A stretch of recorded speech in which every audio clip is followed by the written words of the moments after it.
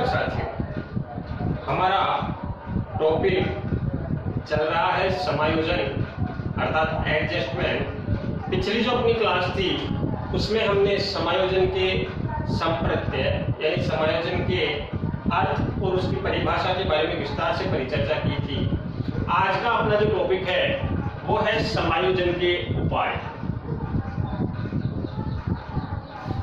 समायोजन के उपाय साथियों, समायोजन के उपाय इसका मतलब क्या है? इसका मतलब है कि वो कौन से तरीके हैं जिनके माध्यम से एक व्यक्ति सामाजिक वातावरण के साथ में अपने आप को एडजस्ट कर सकता है, अपना समायोजन कर सकता है या अपना तालमेल कर सकता है। तो समायोजन के जो उपाय हैं वो 4 प्रकार के बताए गए हैं। समायोजन के उपाय 4 प्रकार के बताए गए हैं। सबसे पहले होते हैं प्रत्यक्ष उपाय। सबसे पहले प्रत्यक्ष उपाय, उसके बाद में हम परिचर्चा करेंगे अप्रत्यक्ष उपाय। दूसरे अप्रत्यक्ष उपाय। तीसरे उपाय होते हैं क्षति पूरक उपाय। तीसरे जो उपाय हैं वो होते हैं क्षति पूरक उपाय।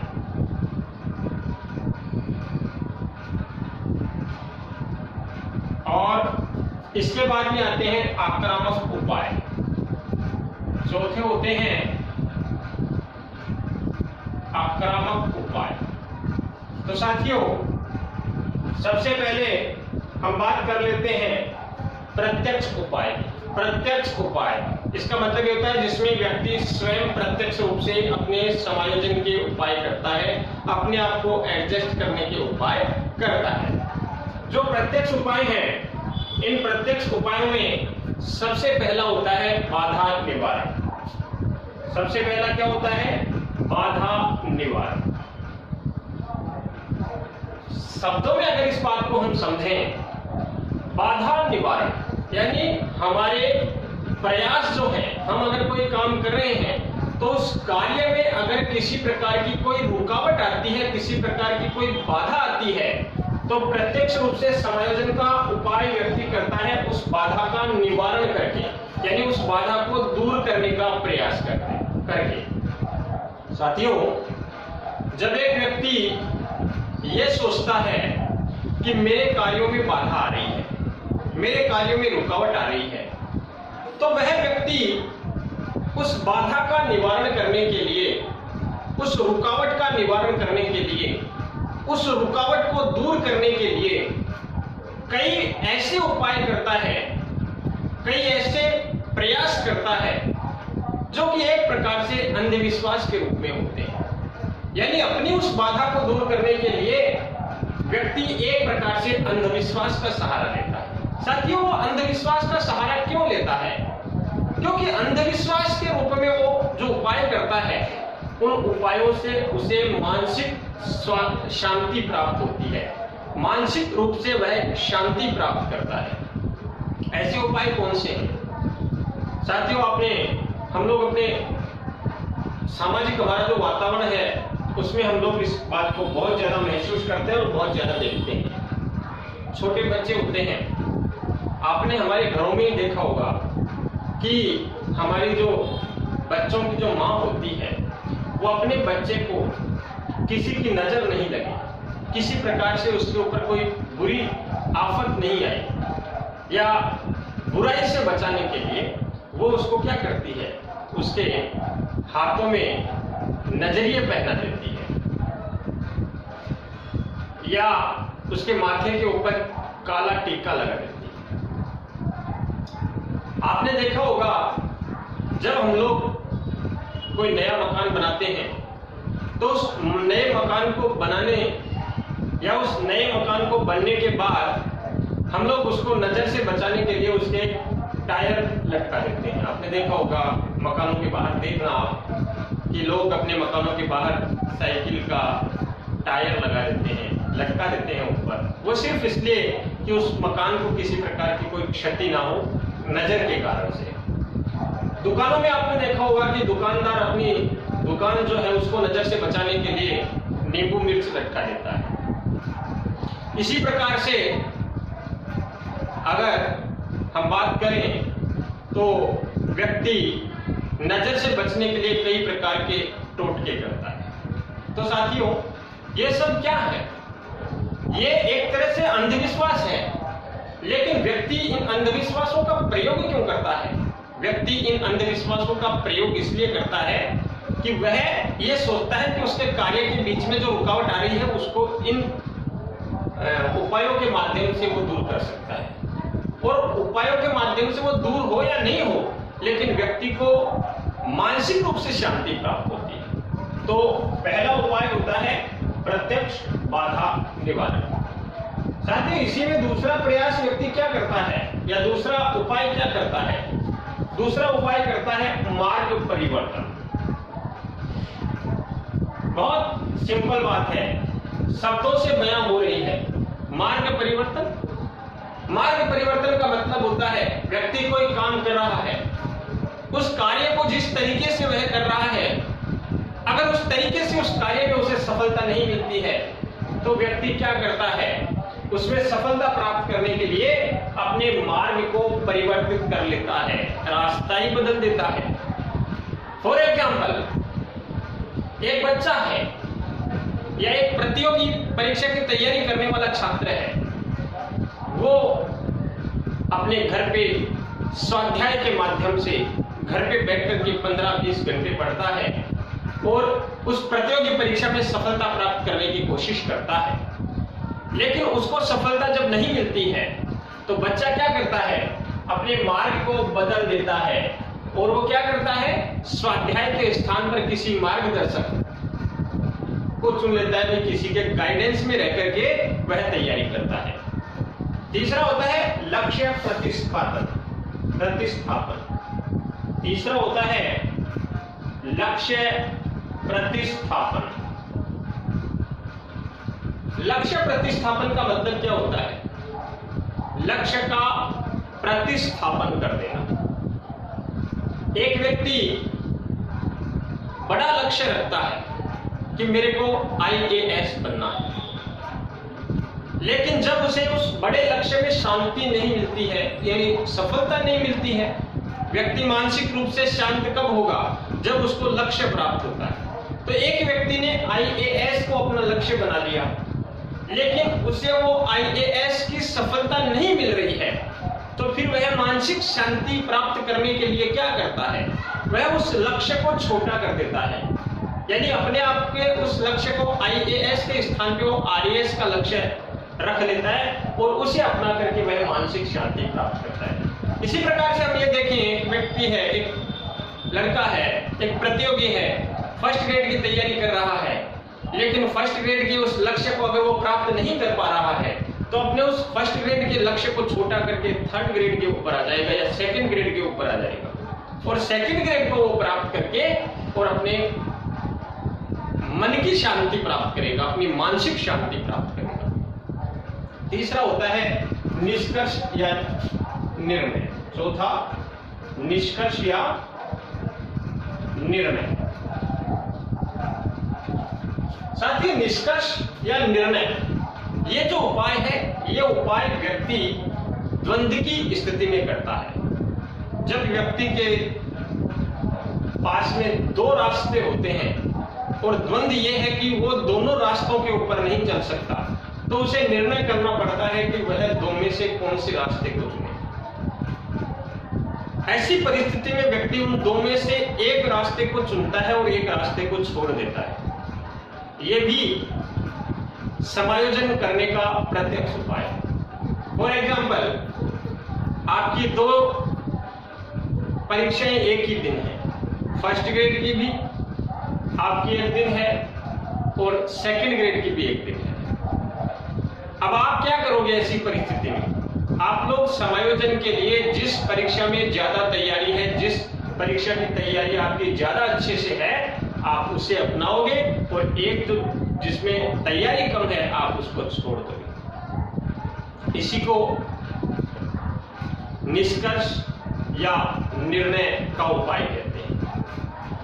ये सारे जो उपाय हैं ये प्रत्यक्ष उपाय है। इसके अलावा आते हैं अप्रत्यक्ष उपाय। अप्रत्यक्ष उपाय में एक होता है दमन, एक होता है शमन, इसके अलावा होता है दिवा स्वप्न,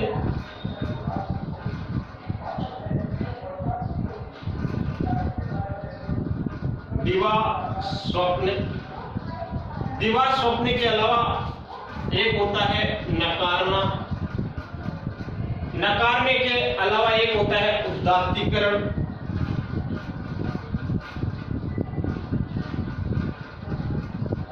उदात्तीकरण के अलावा एक होता है प्रक्षेपण, प्रक्षेपण के अलावा पृथक्करण, और पृथक्करण के साथ में एक होता है युक्तिकरण। ये सारे जो हैं ये अप्रत्यक्ष उपाय हैं। साथियों, सबसे पहले हम दमन की बात करते हैं। व्यक्ति जब अपनी जो इच्छाएं हैं उनका दमन करते हुए समायोजन करता है तो वह समायोजन का अप्रत्यक्ष उपाय होता है दमन, दबा लेना उसको। जैसे व्यक्ति है बीमार पड़ गया, तो बीमारी में वो क्या करता है, उसकी बहुत सारी चीजें खाने की इच्छा होती है, लेकिन उस बीमारी के साथ में एडजस्टमेंट करने के लिए, उस बीमारी से बचने के लिए वो एडजस्टमेंट करता है और अपनी पसंद की बहुत सारी चीजों को खाने की जो इच्छा है उसको दबा लेता है, यानी उन चीजों से वो परहेज करता है। दूसरा होता है शमन। शमन का मतलब ये होता है कि व्यक्ति ऐसी इच्छाएं जो कभी पूरी नहीं होने वाली हैं उन इच्छाओं को पूरी तरीके से छोड़ देता है या भूलने का प्रयास करता है और समायोजन करता है। एक होता है दिवा स्वप्न।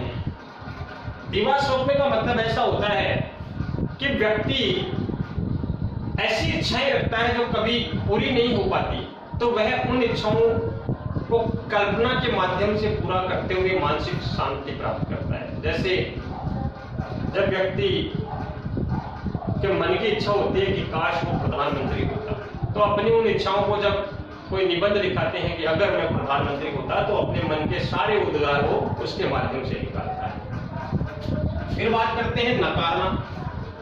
नकारने का मतलब यह है कि जब व्यक्ति को लगे कि वह अपनी इच्छा की पूर्ति करने में या अपने कार्य को प्राप्त करने में या अपने लक्ष्य को प्राप्त करने में सफल नहीं हो सकता, वो इतना सामर्थ्यवान नहीं है कि वह अपनी उन इच्छाओं को पूरा कर सके, तो वह उन इच्छाओं को, उन कार्यों को नकारते हुए समायोजन करने का प्रयास करता है। फिर आता है उदात्तीकरण। उदात्तीकरण का मतलब होता है कि जब व्यक्ति को कोई सामाजिक व्यवस्था उसके अनुकूल प्रतीत नहीं होती है, तो वह उस सामाजिक व्यवस्था में बदलाव करते हुए नई व्यवस्था या नए व्यवहार को अपनाता है। जैसे पुराने समय में तो ये अंतरजातीय विवाह होते नहीं थे, समाज के समाज में विवाह होते थे, दूसरे समाज में नहीं होते थे। आज का व्यक्ति पढ़ा लिखा है, मॉडर्न है, तो वह समझता है कि यह व्यवस्था उसके अनुकूल नहीं है, तो ऐसी व्यवस्था को उसने नकारते हुए अंतरजातीय विवाह की व्यवस्था को अपनाता है। इसके बाद में आता है प्रक्षेपण। प्रक्षेपण का मतलब होता है अपनी गलती दूसरे के ऊपर डालना, आरोपित करना। तो व्यक्ति अपनी गलती को छिपाते हुए दूसरे के ऊपर डालते हुए वह समायोजन करने का प्रयास करता है। पृथक्करण। पृथक्करण का मतलब एकदम साधारण शब्दों में कहें तो अपने आप को अलग कर लेना। जब व्यक्ति किसी कार्य को पूरा ही नहीं कर सकता, तो वह उसको पूरा करने का प्रयास भी नहीं करता और अपने आप को उस कार्य से अलग कर लेता है। युक्तिकरण। जब व्यक्ति से कार्य नहीं होता है, व्यक्ति प्रयास नहीं कर पाता है, तो वह उस कार्य में ही खोट निकाल लेता है। जैसे लोमड़ी की कहानी सुनी होगी, जब लोमड़ी को अंगूर नहीं मिलते हैं तो उसने अपनी कमी नहीं बताई कि मैं नहीं प्राप्त कर पा रही, बल्कि उसने क्या कहा, अंगूर खट्टे हैं, यानी उन अंगूरों में उसने दोष निकाल दिया। तो साथियों, ये दो प्रत्यक्ष और अप्रत्यक्ष उपाय इस क्लास में हमने परिचर्चा इनके बारे में की। क्षतिपूरक उपाय और आक्रामक उपायों की परिचर्चा हम अगली क्लास में करेंगे। इनके बारे में परिचर्चा करें उससे पहले एक बार इनको दोहरा लेते हैं। समायोजन के उपाय, व्यक्ति को सामाजिक वातावरण के साथ में एडजस्टमेंट करने के लिए समायोजन के प्रयास करने पड़ते हैं। उन प्रयासों को ही समायोजन के उपाय कहते हैं। समायोजन के उपाय 4 प्रकार के होते हैं: प्रत्यक्ष उपाय, अप्रत्यक्ष उपाय, क्षतिपूरक उपाय और आक्रामक उपाय। साथियों, सबसे पहले बात करें प्रत्यक्ष उपाय की। इसमें सबसे पहला आता है बाधा निवारण। इसका मतलब हमने परिचर्चा कर ली है कि व्यक्ति जब ये देख लेता है या ये सोच लेता है कि मेरे काम में रुकावट आ रही है, मेरे काम में बाधा आ रही है, तो वह उस रुकावट को दूर करने के लिए, उस बाधा को दूर करने के लिए ऐसे उपाय करता है जो एक तरह से अंधविश्वास के ऊपर आधारित होते हैं। और उसी का उदाहरण होता है जब व्यक्ति की अगर दुकान कम चलने लग जाती है तो नींबू मिर्च उसके ऊपर लटकाता है ताकि किसी की, वो सोचता है नजर लगे, किसी की नजर नहीं लगे। ऐसा करके उसको मानसिक शांति मिलती है। मार्ग परिवर्तन, जब व्यक्ति अपना रास्ता बदल लेता है,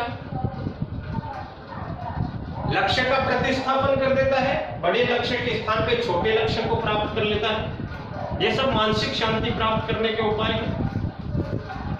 द्वंद्व की स्थिति में अगर होता है तो उसे एक रास्ता छोड़ना है, एक को पकड़ना है, ये निष्कर्ष और निर्णय का उपाय है। फिर बात करते हैं अप्रत्यक्ष उपाय की। एक होता है दमन, यानी कि जब व्यक्ति अपनी इच्छाओं का दमन करते हुए समायोजन करता है। बीमार आदमी है, नहीं खा सकता, परहेज करता। शमन जो होता है वो पूर्ण रूप से अपनी उस इच्छा को भूलने का प्रयास करता है। देवा स्वप्न में जो इच्छा पूरी नहीं हो पाती, केवल कल्पनाओं के माध्यम से व्यक्ति मानसिक शांति प्राप्त करता है। नकारना, पूर्ण रूप से उस इच्छा को ही छोड़ देता है कि अगर प्राप्ति नहीं करना तो उसके लिए प्रयास क्यों करना। उदात्तीकरण जो है उसका मतलब यह होता है कि जो चीज हमारे अनुकूल नहीं लगती है हम उसमें बदलाव कर देते हैं। जो व्यवस्था हमारे अनुसार नहीं है हम उस व्यवस्था को ही छोड़ देते हैं और हमारे अनुकूल जैसी व्यवस्था होती है उस व्यवहार को हम लोग अपनाते हैं। फिर बात करते हैं प्रक्षेपण की। तो इसमें होता है कि व्यक्ति मानसिक शांति प्राप्त कैसे करता है, अपनी गलती दूसरे पे डाल के। आप प्रथम श्रेणी से उत्तीर्ण नहीं हुए, आप फेल हो गए, गणित में फेल हो गए, तो आप ये नहीं कहोगे कि मैं गणित नहीं पढ़ा, आप ये कहोगे कि गणित के टीचर नहीं अच्छे से नहीं पढ़ाया। ये प्रक्षेपण होता है। पृथक्करण, अपने आप को अलग कर लेना। और युक्तिकरण, यानी खोट लक्ष्य में बताना, अपनी उस इच्छा में खोट बताना, खुद के प्रयास में कमी नहीं बताना। तो साथियों, ये प्रत्यक्ष और अप्रत्यक्ष उपाय कंप्लीट होते हैं। बाकी ये हम अगली क्लास में। धन्यवाद।